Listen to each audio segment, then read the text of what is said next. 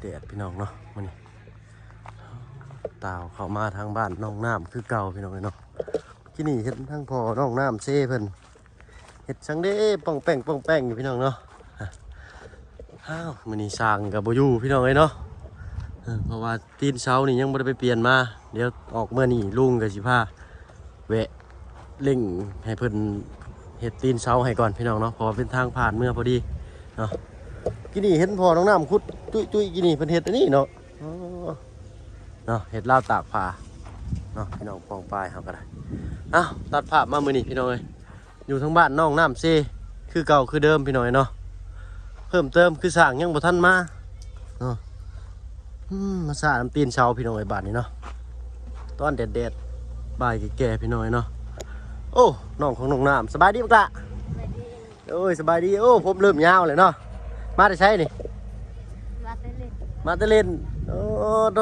เนาะจนเขียวพี่น้องเนาะบ่ว่าแต่น้องเพิ่นทีมงานก็คือกันพี่น้องเนาะโอ้เมื่อกี้นี่ว่าสิคือพาพี่พาน้องขึ้นไปเบิ่งกัน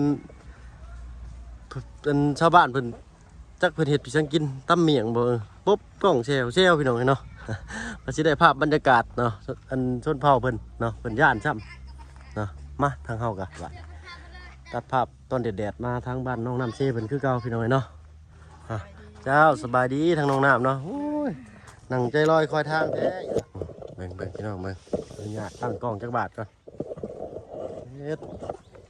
ทั้งแม่มันถือยังกันนะมาน้ำมันกาไฟบ่แม่สบายดีเจ้าโดยสบายดีเนาะโอ้ยมียังกันนะน้ำมันกาไฟเอามาให้ลูกสาวกินเนาะโดยบำรุงเพิ่นแน่เนาะแต่น้องเพิ่นก็สีสันสดใสขึ้นเลยเนาะบ่ซีดคือแต่เก่าไผชายนี่ลูกบ่แม่ลูกฮะมาดูลูกหล่าบ่เลยเนาะจนบ่จืดพี่น้องเนาะฮ้อนพี่น้องมื้อนี้ป้าเนาะขออนุญาตจักหน่อยก่อนพี่น้องเนาะอันแม่ไปใช้ก็จอบคนไข่ผู้ใดไข่ผู้นำแม่ป้าเถอะอันกี้พักนั่นอ๋อญาติพี่น้องนี่บ่ย่างไปบ่ย่างเอาดิอ๋ออยู่นี่คุ้มนี่บ่อ๋อเจ้าอยู่ดีไม่แห้งแม่เอ้ยเนาะโดยทั้งพ่อเพิ่นไปใช้เลยเด้เมื่อกี้นี่คือเห็นพุดลักหัวอยู่บึมอ๋อแดดสิอยู่เพื่อนพี่น้องเอ้ยทำมกเท่าพี่น้องเอ้ยเนาะเอ้าจังได้กะอันนั้นแหละแม่เอ้ยขอมกขอบใจหลายๆซั่นไปเบิ่งกันพี่น้องเพิ่นก่อนเนาะโดยสบายดีแม่สบายดีเจ้าโดยอยากนอนคืนไม่ได้นอน เพิ่นบ่ได้นอนเลยเพิ่นไปจอบเขาเพิ่นเป็นไข่ซื่อนี่นะหรืออะไรบาดหมดโดนล่มมันแตกบ่เป็นแบบชื่ออ๋อโดยขอบใจหลายๆแม่เนาะว้าวพังมากก็ตกใจพี่น้องเนาะมาอันลมกับน้องน้ำเพิ่นก่อนมื้อนี้พี่น้องเอ้ยเนาะมาฮ้อนนอนน้องน้ำเนาะมาฮ้อนกับย่อกล้วยรถพี่น้องเอ้ยเนาะว่า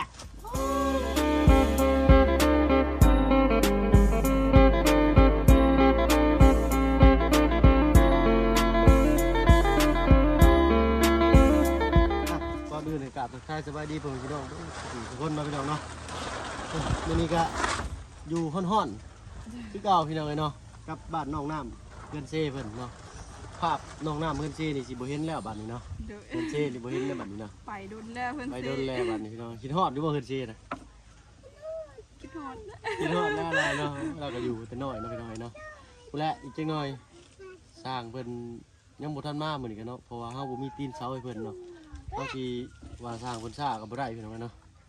ฮ้อนเลยพี่น้องเสียงกับสั่นๆในฮ้อนแดดกินข้าวกินน้ำนะบ่อยล่ะกินแล้วได้พี่เชียงกินข้าวทอดไข่หนาจะสิเป็นไข่เนาะ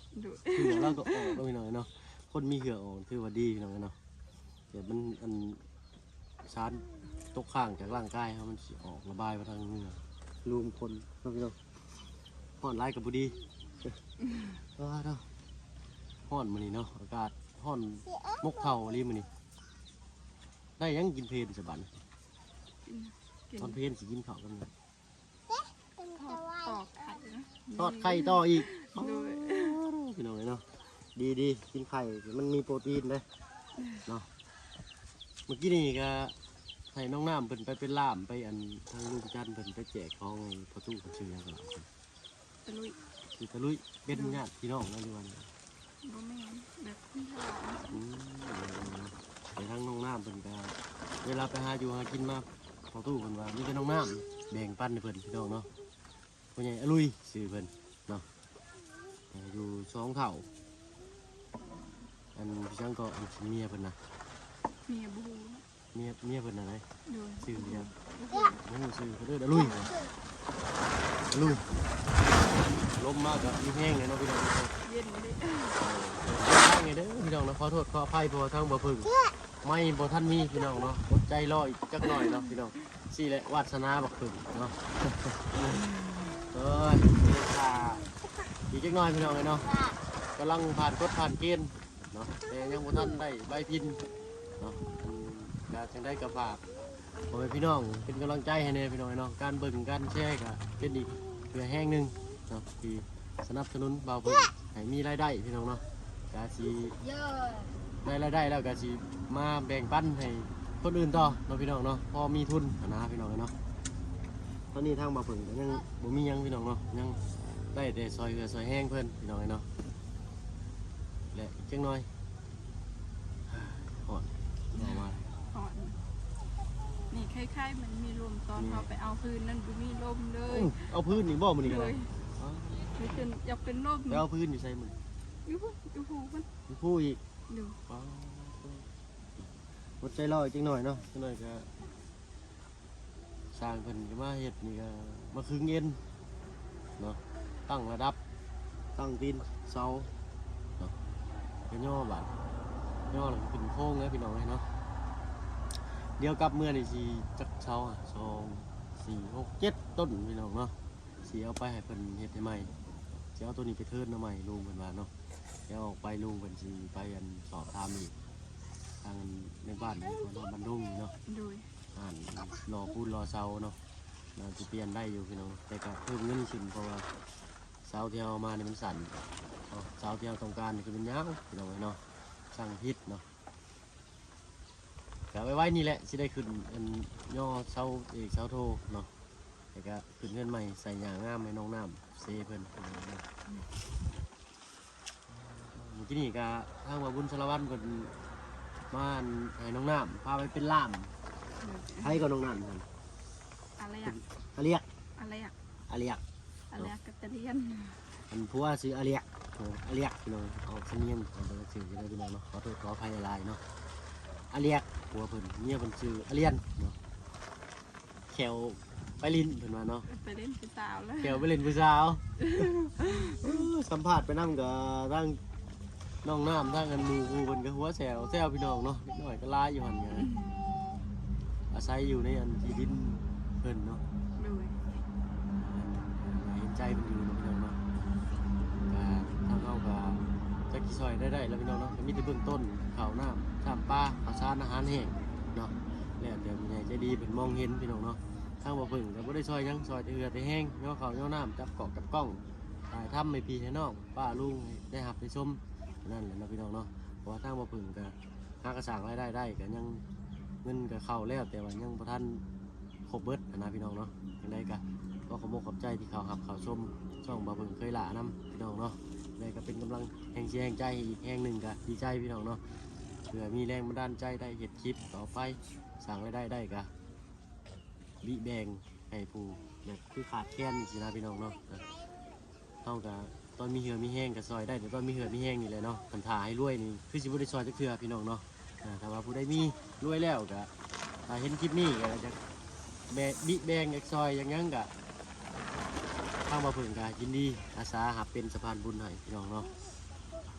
เพราะว่าทางบ่เพิ่งก็กำลังมีเนาะมีกำลังพอแต่ว่าต้นทุนยังโมทันมีเนาะพี่น้องก็พอเลี้ยงปากเลี้ยงท้องครอบครัวเนาะก็พออันได้ชื่อนมให้ลูกอยู่พี่น้องเนาะขึ้นมาจังซี่ก็อาศัยทางลุงจันทร์เพิ่นพี่น้องเนาะขึ้นมาก็จับกล้องให้เพิ่นมีโอกาสก็ได้ถ่ายทำให้อีกแบบมุมมองหนึงให้ป้าลุงพี่น้องได้รับไปชมพี่น้องเนาะแต่การทางบ่เพิ่งพอมีรายได้แล้วก็เรื่องอันนึงนี่บ่เพิ่งก็สิมาแบ่งปันให้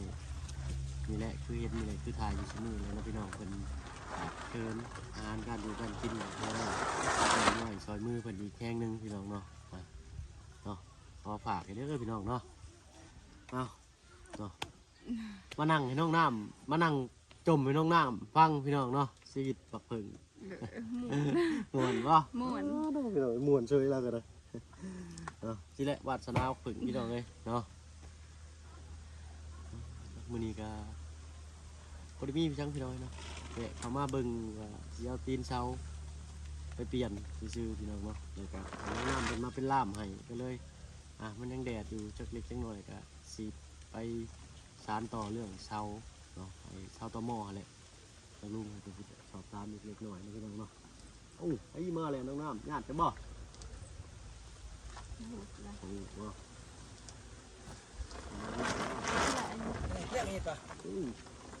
ละเลยอีกมาสิ มาหาพ่อเจ้าบ่ อาจอนแล่พัวเปล่าเอ้ย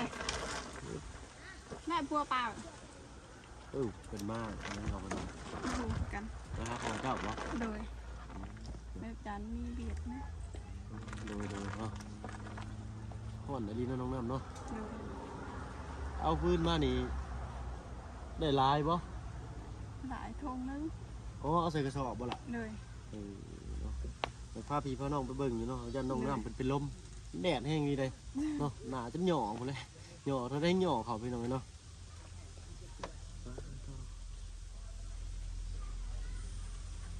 หอนไปหน่อยเนาะว่านนี่ก็แวะเข้ามาหาน้องน้ำเนาะหลายคนก็เห็นตู้ในท้ายรถตู้สภาเนาะ เลย น้องน้ำมันก็บ่เคยมีว่าง่ายๆซะเนาะพี่น้องเนาะว่าอย่างนั้นก็ได้เคยมีบ่น้องน้ำตู้เสื้อผ้า เคย เคยเห็นอยู่เนาะ โดย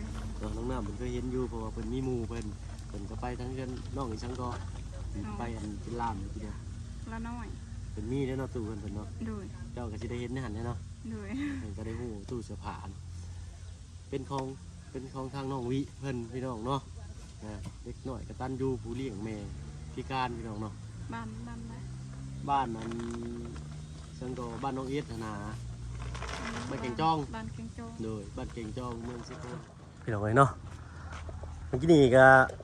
โทรศัพท์ตัดไปพี่น้องเนาะ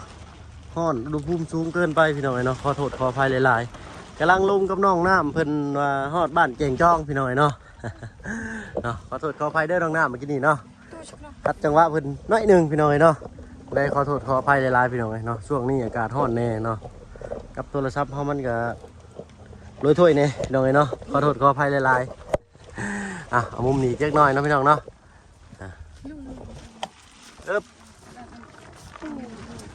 ก่อนพี่น้องเนาะตู้โทรศัพท์ก็จะย่อมเมื่อกี้นี่เนาะพี่น้องเนาะโดยขอโทษขออภัยอีกเทื่อนึงพี่น้องเนาะต้องพอน้องน้ำเพิ่นเฮ็ดยังเพิ่นเฮ็ดกินบ่น่ะทั้งอื่นเพิ่นผู้มามันกินเพิ่นไปใช่ไร เราเหมือนเลย เพิ่นมาเวียกบ่ โดย เนาะทั้งแม่น้องน้ำเพิ่นก็ไปอันหาญาติเพิ่นทางนั้นพี่น้องเนาะเพราะว่าเพิ่นเป็นพี่น้องกับน้องน้ำเจ้าว่านะ นั้นแบบมือมันเปื่อย โอ้มือเปื่อยแขนเปื่อยหมดเลย โดย ญาติน้องน้ำพอสิฮู้สาเหตุสิบ่เคยไปเห็นเพิ่นอยู่บ่ ไปเบิ่งมาหวาน เป็นเพนี่นะหรือว่าเป็นอะไร อู้กัน เป็นโรคหยังก็บ่ฮู้บ่น้องน้ำอาบน้ำทวนพี่น้องเอ้ยเย็นคักแล้วแบบนี้เนาะ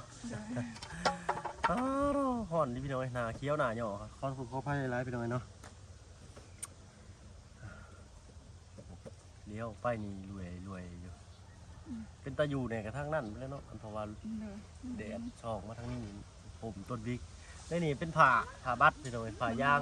มันห่อนลงมาใส่ห่อนเนาะคือว่าเห็นอันทั้งอันเพื่อนชาวน้ำเผ็ดเพิ่น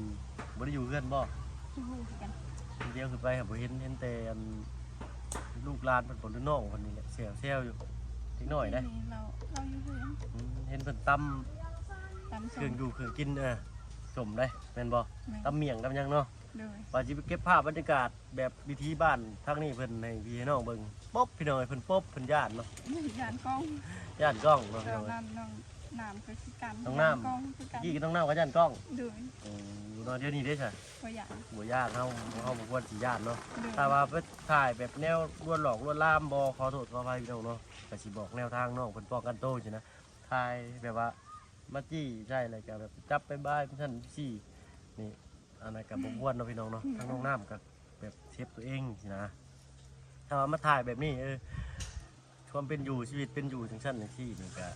เฮาก็ดีใจนํพี่น้องเนาะเฮาก็บ่ได้ว่าผู้ใดผู้หนึ่งหรอกเนาะถ่ายแบบในทางลวนลามแบบว่าเชิงลบบ่สิก็บ่ควรพี่น้องเนาะเพราะว่าน้องเพิ่นก็เป็นมนุษย์คือกับเฮาสิไปลวนลามเพิ่นมันก็บ่ถูกพี่น้องเนาะเคยแบบมีคนมาถ่ายบ่แบบว่านอกจากชุมนุมอะไร ที่จะส่งเขาหา เนาะโดยเนาะช่วงนี้ยังมีข่าวเนาะ โดย ข่าวว่าจับเด็กน้อยได้ยินข่าวบ่เห็นบ่ในโทรศัพท์ เล่นคือกันมาซัก เป็นตาย่านได้พี่น้องเนาะแต่ว่าพูดแล้ว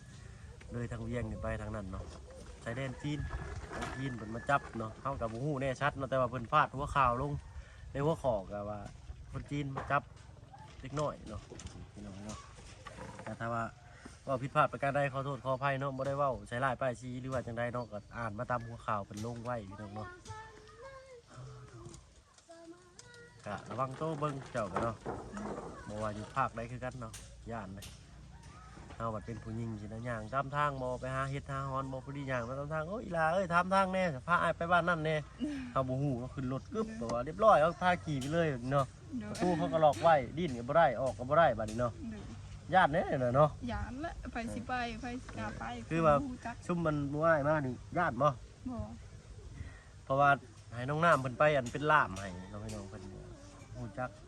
ในนามเฮาเป็นสะพานสายบุญเนาะพี่น้องก็แต่ละคนมานะทีมงานนั่นก็สิถ้าเกิดว่าบอลใดไปว่าเพิ่นบ่ฮู้ภาษาลาวเนาะทางน้องน้ำเพิ่นก็มาอัน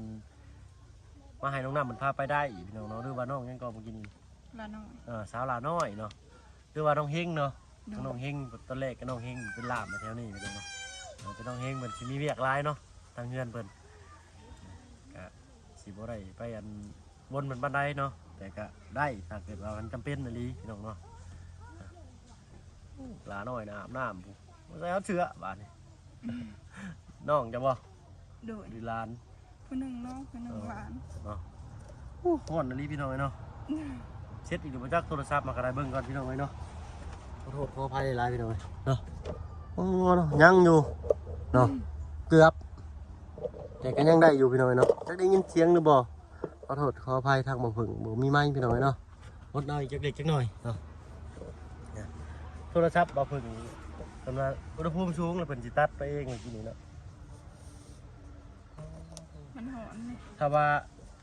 บางคนเพิ่นสิคอมเมนต์มาว่าอันใส่เสื้อลายสั้นแท้บ่ฮ้อนบ่เพิ่นว่าเนาะมันก็ฮ้อนเนาะพี่น้องแต่ว่ามันสิคนละฟิวถ้าเกิดว่าเฮาบ่ใส่เสื้อแขนยาวนี่มันฮ้อนแหมไหม้แบบไหม้แสบผิวหนังสิเนาะไหม้แหมแดดไหม้เนาะ โดย เฮาใส่เสื้อแขนยาวจังซี่ปุ๊บมันบัดฮ้อนมันบัดอบแหละมันเหือออก เย็น เขาถอดออกแล้วมันเย็นสินะพี่น้องเนาะอันนี้เนาะอ่าอันฮ้อนนี่มันก็ฮ้อนอยู่แต่ว่ามันฮ้อนคนละแบบอันนี้ฮ้อนอบเฮาใส่เสื้อเนาะ โดย แต่ว่าเขาถอดเสื้อแขนยาวออกนี่มันห่อนใหม่มันห่อนแสบแขนแสบต้นแสบโตพี่น้องเนาะโมเมนต์เราบ่อาบน้ำเลยอาบพี่น้องแต่ว่ามันแสบเนาะมันห่อนใหม่ ไปสิบ่บ่อาบน้ำ เนาะนี่ข้างน้องน้ำกับเสื้อโตเก่งเพิ่นตั้งแต่คลิปแรกๆที่บ่เพิ่งมาถ่ายเพิ่นพี่น้องเนาะสาวหน้าเพื่อนเช่เพิ่นก็ได้พ่อกับเพื่อนเช่เพิ่นเสื้อตัวนี้แหละตอนเยืองโคมไฟเนาะมื้อนั้นเนาะ โดย เสื้อตัวนี้แหละกับเสื้อสี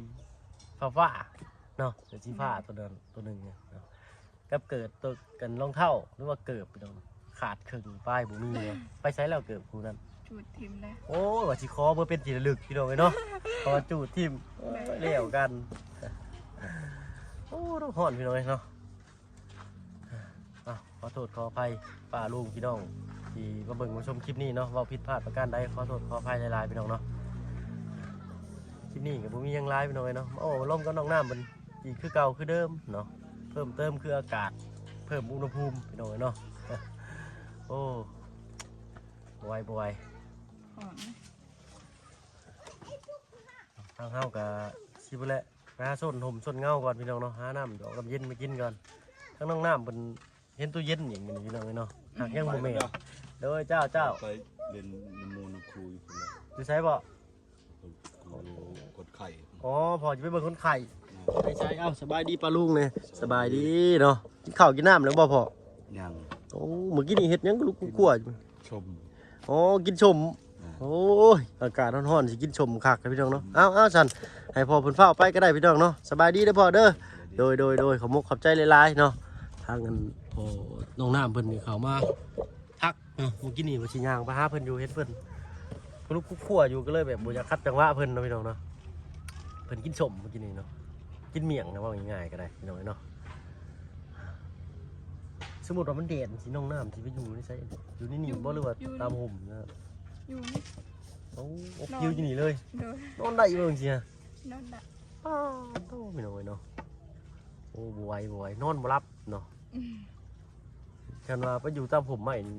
สิเย็นกว่าพี่น้องเพราะมันเป็นผาเนี่ยอุณหภูมิมันแห้งสูง มันก็หอนมืดบ่มีใหม่นะ อยู่หันบ่มีป่าไม้เลยพี่น้องเนาะผู้เด็ก อยู่ ผู้ พุ่น ทาง เย็น ลำไยเนาะ โดย ทางเฮือนเช้าอันน้ำเพชรนี่ก็เย็นเด้พี่น้องเนาะ